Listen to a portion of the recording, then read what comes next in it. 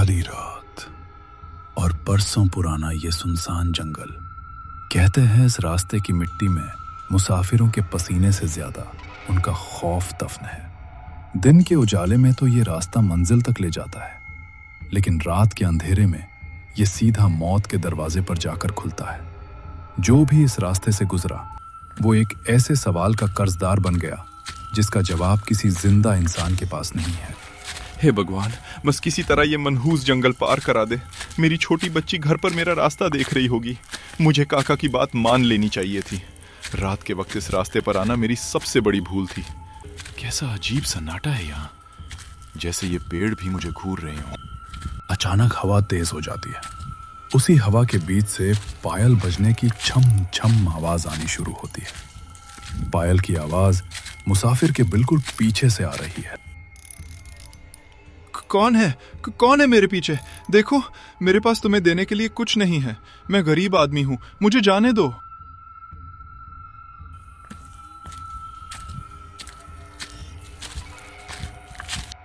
तुम यहाँ इतनी रात गए अकेले क्या कर रही हो? तुम्हारे घर वाले कहाँ हैं? ये जगह सुरक्षित नहीं है। चलो, मैं तुम्हें गांव के किनारे तक छोड़ देता हूँ। धार वाले? वो तो मुझे यहीं इसी बरगद के नीचे छोड़ गए थे मुसाफिर। मेरी विदाई जो हुई थी आज ही के दिन। विदाई? पर बहन, तुम्हारी डोली कहाँ है? और तुम्हारे साथ कोई और क्यों नहीं है? यही तो मैं पूछ रही हूं। मेरी डोली उठी थी या मेरी अर्थी? अगर वो मेरी डोली थी तो मुझे ले जाने वाले रो क्यों रहे थे? बता मुझे मुसाफिर, क्या थी वो, डोली या अर्थी? फिर मुझे नहीं पता, मुझे कुछ नहीं पता। तुम्हारी डोली थी। हाँ, डोली थी। भगवान के लिए मुझे छोड़ दो। झूठ। डोली में दुल्हन विदा होती है, लाश नहीं। गांव की चौपाल पर खौफ का साया है। कुछ बुजुर्ग और गांव के लोग बैठे हैं। उनके चेहरों पर गहरी चिंता और डर है। रात का वो खौफनाक साया तो ढल चुका था, लेकिन उस शापित रास्ते ने बीती रात अपना एक और शिकार कर लिया था। गांव की चौपाल पर कहने को तो दिन का उजाला था, पर हर किसी के दिल में दहशत का अंधेरा छाया हुआ था। सरपंच, मैंने तुम्हें पहले ही चेताया था, उस रास्ते को कंटीले तारों से बंद करवा दो। आज सुबह फिर जंगल की सरहद पर एक अजनबी मुसाफिर की लाश मिली है। चेहरा ऐसे पीला पड़ा था जैसे शरीर में एक बूंद खून न बचा हो। और कितनी लाशें उठने का इंतजार कर रहे हो तुम? तो मैं क्या करूं काका? पुलिस को बुलाकर पूरे गांव को थाने के चक्कर कटवाऊं? शहर से पुलिस आएगी तो हमसे ही 1000 सवाल पूछेगी। मैं गांव में बेवजह की दहशत नहीं चाहता। सरपंच जी, पुलिस जिंदा इंसानों को पकड़ सकती है, भूत प्रेतों को नहीं। ये जरूर उसी लाल जोड़े वाली का काम है। लोग कहते हैं कि जो भी उस रास्ते से गुजरता है वो उससे अपनी विदाई का सवाल पूछती है। आज तक जिसने भी जवाब देने में गलती की वो उस जंगल से जिंदा बाहर नहीं आया। तभी दूर सड़क से पैदल चलता हुआ एक नौजवान चौपाल की तरफ आता है। उसका नाम सुनील है। उसने सादे लेकिन अच्छे कपड़े पहने हैं। वो थका हुआ है, लेकिन उसके चेहरे पर शहर वाला आत्मविश्वास है। राम राम ताऊ, मुझे पुराने वाले जमींदार साहब की हवेली का रास्ता जानना था। मैं शहर से बस पकड़कर गांव तक आया हूं और वहां से पैदल चलकर यहां पहुंचा हूं। उस हवेली और पीछे वाली जमीन के कुछ पुराने कागजात चेक करने हैं। जमींदार साहब की पुरानी हवेली? भाई हो अपनी जान का दुश्मन है क्या? वहां तो दिन के उजाले में भी कोई परिंदा पर नहीं मारता। जान का दुश्मन? मैं कुछ समझा नहीं। क्या वो हवेली पूरी तरह खंडर हो चुकी है? जमींदार साहब के बेटों ने मुझे भेजा है। शायद वो अब उस जमीन को बेचना चाहते हैं। खंडहर तो ईंट पत्थर होते हैं बेटा। वो हवेली और वहां तक जाने वाला रास्ता दोनों शमशान बन चुके हैं। तू पढ़ा लिखा शहरी लगता है, पर तेरी ये किताबें उस अंधेरे में काम नहीं आएंगी। मैं इतनी दूर से खाली हाथ लौटने नहीं आया काका। मुझे कहानियों और भूत प्रेत से डर नहीं लगता। आखिर ऐसा क्या है उस रास्ते और उस हवेली में जो आप लोग इतने घबराए हुए हैं? जमींदार के बेटे जमीन बेचना चाहते हैं? अरे बेटा, जिन जमींदार के बेटों में खुद पिछले 25 सालों में इस गांव की मिट्टी पर कदम रखने की हिम्मत नहीं हुई, उन्होंने चंद कागजों के लिए तुझे मौत के मुंह में भेज दिया। जिस रास्ते से होकर तू वहां जाना चाहता है, कल रात ही उस रास्ते ने एक जान ली है। सूरज ढलने से पहले चुपचाप जहां से आया है वही लौट जा। सुनील नहीं जानता था कि जिस रहस्य को वो एक आम डरावनी कहानी या गांव वालों का वहम समझ रहा है, वो असल में एक ऐसा जाल था जिसमें अब वो खुद कदम रखने वाला था। चौपाल के बुजुर्गों की बातों को दरकिनार करके सुनील पैदल ही उस घने जंगल वाले रास्ते पर निकल पड़ा। जब वो हवेली के बड़े लोहे के दरवाजे तक पहुंचा, तब सूरज बस ढलने ही वाला था। आसमान में सिंदूरी लाल रंग फैला था, जो हवेली की वीरान दीवारों पर पड़कर ऐसा लग रहा था जैसे हवेली खून से नहाई हुई हो। दिन का उजाला अब एक भयानक काली रात में बदलने की तैयारी कर रहा था। सुनील हवेली की विशाल इमारत को देखकर एक गहरी सांस लेता है। तभी उसे हवेली के एक खंभे के पास कोई परछाई नजर आती है। कौन है वहां? इस ढलते सूरज में मौत की चौखट पर कौन चला आया? राम राम बाबा, घबराइए मत, मैं शहर से आया हूं। मेरा नाम सुनील है। शहर से? बेटा, आसमान की तरफ देखो, सूरज लगभग डूब चुका है और जंगल से ठंडी हवा आनी शुरू हो गई है। ऐसे खुले आंगन में खड़े रहना अब बिल्कुल ठीक नहीं है।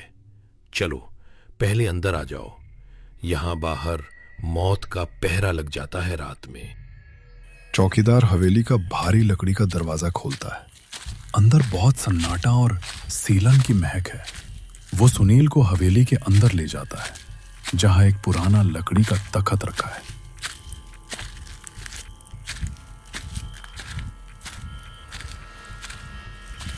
आओ बेटा, यहां इस तख्त पर बैठ जाओ। मीलों पैदल चलकर आए होगे, थक गए होगे, अपना झोला यहीं रख दो। जी बाबा, रास्ता सच में बहुत लंबा और सुनसान था। दरअसल जमींदार साहब के बेटों ने मुझे भेजा है।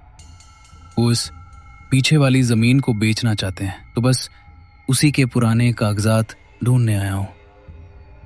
आप मुझे मुनीम जी का कमरा दिखा दीजिए, मैं जल्दी से कागज लूंगा और वापस गांव की तरफ निकल जाऊंगा। वापस गांव की तरफ? इस अंधेरे में? नहीं बेटा, बिल्कुल नहीं।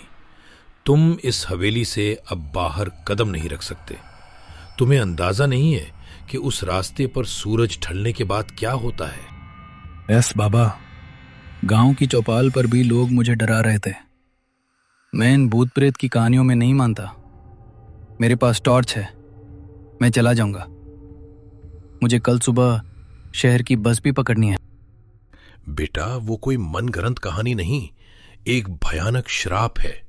सूरज ढलते ही वो लाल जोड़े वाली उस बरगद के पेड़ के पास आ जाती है। वो हर मुसाफिर से अपनी विदाई का सवाल पूछती है। आज तक कोई इंसान उस रास्ते से रात के वक्त जिंदा पार नहीं हुआ। मैं तुम्हें मौत के मुंह में नहीं जाने दूंगा। तुम शहर से आए हो, हमारे मेहमान हो। चौकीदार एक पल के लिए रुकता है और सुनील के थके हुए चेहरे को देखता है। चौकीदार, सफर लंबा था बेटा, तुम भूखे होगे। पहले रसोई में चलकर कुछ खा लो। मेरी रूखी सूखी रोटी है, पर पेट भर जाएगा। कागजों की बात बाद में करेंगे। आज की रात तुम यहीं हवेली में रुक जाओ। कल सुबह सूरज की पहली किरण निकलते ही चले जाना। अंधेरा तो सच में बहुत हो गया है और मुझे पगडंडी का रास्ता भी ठीक से याद नहीं। ठीक है बाबा, अगर आप इतना कह रहे हैं तो मैं आज रात यहीं रुक जाता हूं। हवेली की पुरानी रसोई, लालटेन की पीली रोशनी है। सुनील और चौकीदार जमीन पर चटाई बिछाकर खा रहे हैं। बाबा, आप कह रहे थे कि उस रास्ते पर किसी लाल जोड़े वाली का श्राप है। आखिर कौन है वो? जमींदार साहब का परिवार तो शहर चला गया। पर ये हवेली इतनी वीरान कैसे हो गई? 25 साल पहले बड़े ठाकुर साहब के इकलौते बेटे रघुबीर की शादी थी बेटा। हवेली में जश्न का माहौल था। रात के वक्त नई दुल्हन की डोली उसी जंगल वाले बरगद के रास्ते से आ रही थी, पर कहते हैं कि रास्ते में दुल्हन को कोई भयंकर बीमारी खा गई। हवेली की चौखट पर सिर्फ उसकी लाश आई। उस रात के बाद से हवेली बर्बाद हो गई और वो आत्मा उस जंगल में भटकने लगी। बीमारी? बाबा, अगर वो बीमारी से मरी थी तो उसकी आत्मा उस बरगद के पेड़ के पास मुसाफिरों से सवाल क्यों पूछती है?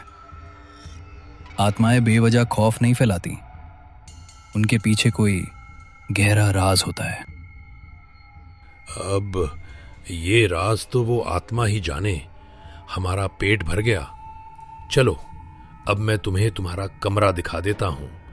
रात बहुत गहरी हो गई है। चौकीदार अपने हाथ में लालटेन पकड़कर हवेली के एक लंबे अंधेरे गलियारे से होते हुए सुनील को एक कमरे तक ले जाता है। हर कदम पर लकड़ी का फर्श चरमरा रहा है।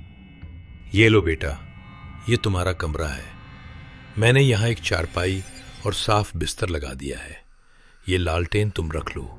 और हां, एक बात याद रखना, रात को चाहे जैसी भी आवाज आए, अपना कमरा छोड़कर बाहर मत निकलना।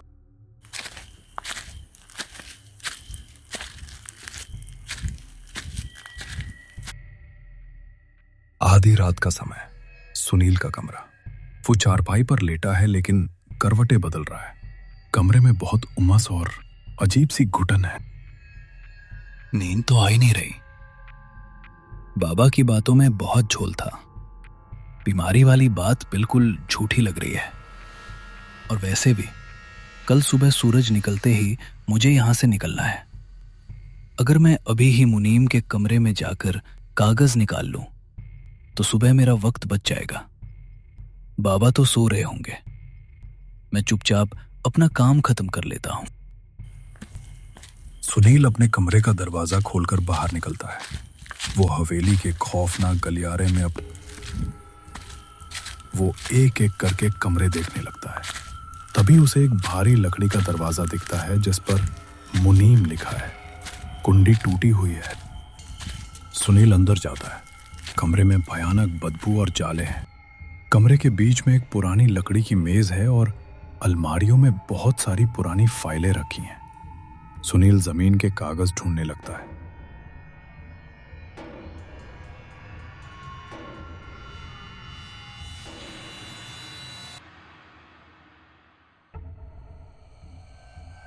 सुनील उस पुरानी अलमारी में जमीन के कागज ढूंढ ही रहा था कि तभी अलमारी के सबसे निचले हिस्से में एक गुप्त दराज से कुछ नीचे गिरा। वो कोई जमीन का कागज नहीं था। वो एक लाल रंग की पुरानी डायरी थी जिस पर किसी के सूखे हुए खून के काले निशान थे। ये लाल डायरी, इसे इतनी हिफाजत से क्यों छुपाया गया था? ये तो मुनीम की अपनी डायरी है। 15 जून। ठाकुर साहब ने वो पाप कर दिया जिसकी सजा सबको मिलेगी। कल्याणी की शादी सिर्फ एक ढोंग थी। एक तांत्रिक ने कहा था कि खजाने के लिए कल्याणी की ही बलि देनी होगी। बलि हवेली में नहीं, जंगल में दी जानी थी। जब कल्याणी को डोली में बिठाकर विदा किया गया तो रास्ते में उस बेचारी ने प्यास लगने पर पानी मांगा। उसे नहीं पता था कि उस साजिश में सब शामिल थे। ठाकुर, रघुबीर, मैं और वो डोली उठाने वाले कहार भी। हमने उसे एक लोटे में पानी दिया जिसमें जहर मिला हुआ था। वो डोली में ही तड़पने लगी और तड़प तड़प कर वहीं मर गई। हमने उसकी मौत का छोटा मातम मनाया। हे भगवान, ये कोई बीमारी नहीं थी। ये एक सोची समझी हत्या थी। पूरा परिवार, मुनीम, डोली वाले, सब उस बेकसूर लड़की के कातिल है। उन्हें जहर देकर मारा गया था। सुनील के हाथ कांप रहे थे। कल्याणी की मौत का वो खौफनाक सच अब उसके सामने था। हवेली में अचानक हवा का बवंडर उठने लगा था, जैसे वो डायरी पढ़ते ही कोई बरसों पुरानी आत्मा जाग उठी हो। खौफ के मारे सुनील के माथे से पसीना टपकने लगा। उसे अब कागजों की फिक्र नहीं थी, उसे बस अपनी जान बचानी थी। सुनील मुनीम के कमरे से बाहर गलियारे में भाग रहा है। उसने डायरी को मजबूती से अपने बैग में पकड़ रखा है। उसका चेहरा पसीने से भीगा है। मुझे यहां से जल्दी निकलना होगा। ये साजिश बहुत बड़ी है। चौकीदार बाबा भी शायद इसी हवेली के खौफ में चुप थे, या उन्हें भी सच नहीं पता। मुझे किसी तरह ये डायरी लेकर पुलिस तक पहुंचना है, अगर मैं आज रात जिंदा बचा तो। सुनील हवेली का मुख्य दरवाजा खोलकर सीधा उस घने जंगल वाली पगडंडी की तरफ भागता है। हवेली के बाहर की रात अब और भी भयानक हो चुकी है। आसमान में चांद पूरी तरह काले बादलों के पीछे छिप गया है। जंगल का वो रास्ता आज सिर्फ एक रास्ता नहीं, बल्कि एक खौफनाक भूल भुलैया बन चुका था। चारों तरफ उगे घने पेड़ ऐसे लग रहे थे जैसे वो अपने कंकाल जैसे हाथों से सुनील को पकड़ने की कोशिश कर रहे हों। हवा में एक अजीब सी सरांध थी, जैसे उस हवा में ही मौत घुली हो। छलावा अब सुनील को रोकने के लिए उसके दिमाग से खेलने लगा था। पगडंडी के बिल्कुल सामने वही विशाल, सैकड़ों साल पुराना बरगद का पेड़ है। पेड़ की मोटी जड़ें जमीन तक ऐसे लटक रही हैं जैसे किसी दानव की जटाएं हों, और उन जड़ों के ठीक बीच में कल्याणी का साया पीठ किए खड़ा है। उसने वही लाल, मैला और फटा हुआ जोड़ा पहना है। तुम इस हवेली से बाहर कैसे आए मुसाफिर? क्या तुम जानते नहीं, जो इस रास्ते पर आता है वो वापस लौट कर नहीं जाता। मेरी विदाई जो हुई थी आज ही के दिन, वो आज तक पूरी नहीं हुई। मैं यहां से सिर्फ गुजरने नहीं आया कल्याणी, मैं तुम्हारे पास एक जवाब लेकर आया हूं। वो जवाब जिसे ढूंढने के लिए तुम 25 सालों से इस अंधेरे में भटक रही हो। जवाब? कोई इंसान वो सच नहीं जानता। तुम सब सिर्फ झूठे हो। बता मुझे मुसाफिर, कहाँ है मेरी डोली? मेरी डोली उठी थी या मेरी अर्थी? अगर वो मेरी डोली थी तो मुझे ले जाने वाले रो क्यों रहे थे? बता मुझे। फ्यू तुम्हारी डोली ही थी कल्याणी, लेकिन वो तुम्हें तुम्हारे घर नहीं, तुम्हारी मौत के सफर पे ले जा रही थी। इंसान की आत्मा को सब दिखता है, लेकिन अपनों का धोखा नहीं दिखता। तुम्हें लगा था कि रास्ते में तुम्हें कोई भयंकर बीमारी खा गई है, पर वो कोई बीमारी नहीं थी कल्याणी। बीमारी नहीं तो फिर क्या था वो दर्द? मेरे सीने में उठने वाली वो आग क्या थी मुसाफिर? वो जहर था कल्याणी। ठाकुर साहब और रघुबीर ने कभी तुम्हें बहू नहीं माना। उन्हें हवेली के खजाने के लिए सिर्फ तुम्हारी बलि चाहिए थी। तुम्हारी हत्या की साजिश में वो सब शामिल थे, वो मुनीम, वो तांत्रिक, यहां तक कि तुम्हारी डोली उठाने वाले वो कहार भी। झूठ! तुम सब इंसान झूठे हो। मेरे अपने मेरे साथ ऐसा क्यों करेंगे? मैं तुम्हें जिंदा नहीं छोड़ूंगी। सुनील रुको कल्याणी, ये देखो, ये डायरी उस मुनीम की है जिसने खुद अपने हाथों से इस साजिश को लिखा है। जब तुम्हें रास्ते में प्यास लगी थी तो उस लोटे के पानी में जहर मिलाकर तुम्हें दिया गया था। तुम उस डोली के अंदर जहर से तड़प रही थी, और तुम्हें ले जाने वाले वो कहार इसलिए रो रहे थे ताकि गांव वालों को लगे कि वो तुम्हारी अचानक हुई मौत का मातम मना रहे हैं। वो रोने का सिर्फ नाटक कर रहे थे कल्याणी। पानी में जहर, मेरी बलि, मेरे अपने कातिल, वो सब झूठे थे। मेरा इस दुनिया में कोई नहीं था। किसी ने मेरे लिए आंसू नहीं बहाए।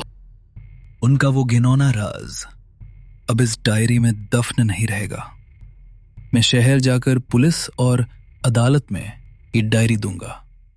ठाकुर के खानदान को उनके किए की सजा मिलेगी, ये मेरा वादा है। तुम्हारा इंतजार खत्म हुआ कल्याणी। अब तुम्हें इस अंधेरे में और भटकने की जरूरत नहीं है। तुम आजाद हो। सुनील की हिम्मत और उस डायरी में छिपे कड़वे सच ने 25 साल पुराने उस खौफनाक श्राप की बेड़ियां हमेशा के लिए तोड़ दी थी। उस रात जंगल में कोई चीख नहीं गूंजी, बल्कि एक बहुत ही गहरी और शांत खामोशी छा गई। कल्याणी की तड़पती आत्मा को आखिरकार अपना जवाब, अपना इंसाफ और अपनी मुक्ति मिल चुकी थी। सूरज की पहली सुनहरी किरण के साथ ही वो खौफनाक जंगल अब एक आम जंगल बन गया था, जहां से एक निडर मुसाफिर न्याय की एक किताब लिए शहर की ओर लौट रहा था।